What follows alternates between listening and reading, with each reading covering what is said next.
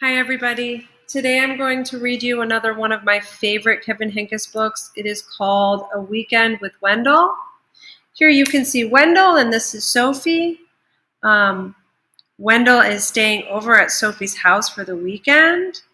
And I want you to be listening to whether or not you think you would want Wendell to stay over at your house for the weekend.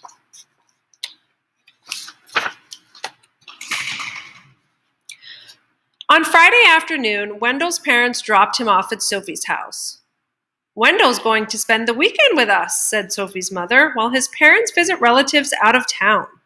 "Oh boy," said Wendell. Sophie didn't say anything. After a snack, Sophie helped Wendell carry his sleeping bag and suitcase upstairs. "Well, what are we going to do now?" asked Wendell. "Do you have any toys?" Sophie pointed to her toy chest. "Is that all you've got?" said Wendell. "I've got a million times more than that. What else is there to do around here?" "We could play house," said Sophie. "Only if I can make the rules," said Wendell. So they played house, and Wendell made the rules. He was the father, the mother, and the 5 children. Sophie was the dog.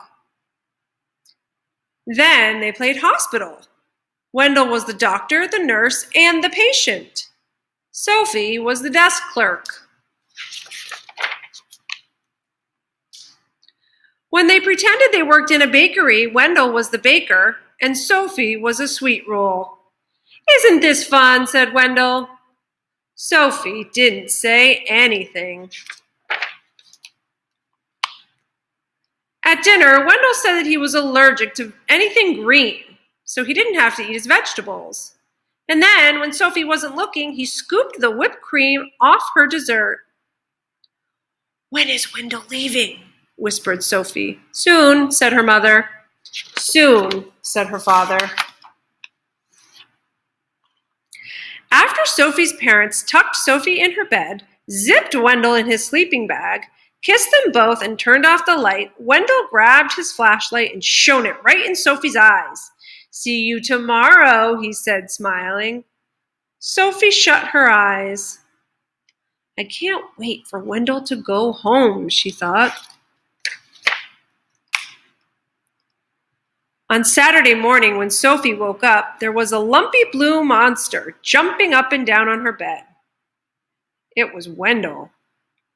She felt something pinch her leg at breakfast. It was Wendell.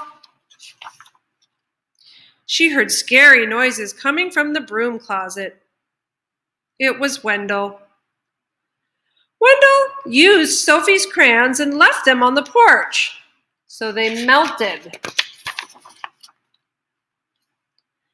At lunch, Wendell finger painted with his peanut butter and jelly.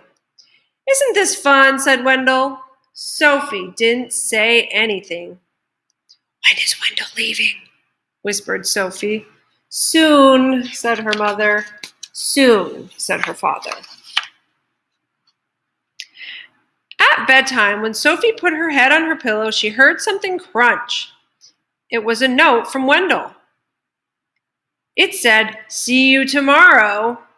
Sophie shut her eyes. "I can't wait for Wendell to go home," she thought to herself. Before Wendell's parents picked him up on Sunday morning, he tried to make a long-distance call. He wrote his name on the bathroom mirror with toothpaste. And he gave Sophie a new hairdo with shaving cream. "Want to go outside to help me wash this off?" asked Sophie. "We could play firefighter."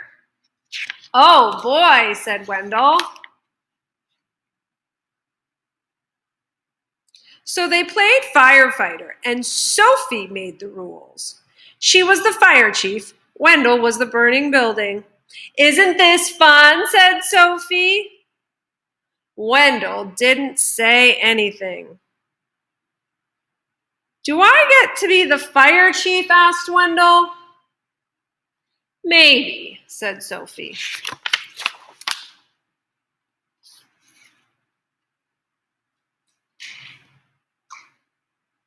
Soon Wendell didn't care who was the fire chief or who was the burning building.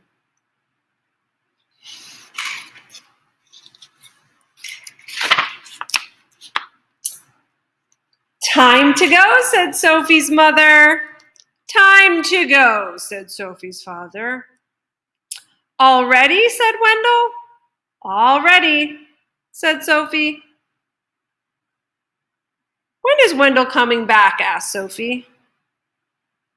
Never, said her mother. Never, said her father.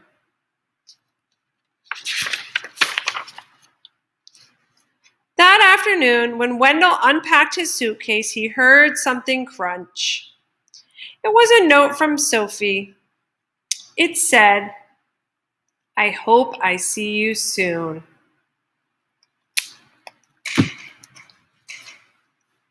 So I'm wondering what you thought. Would you want to have Wendell stay over at your house for the weekend?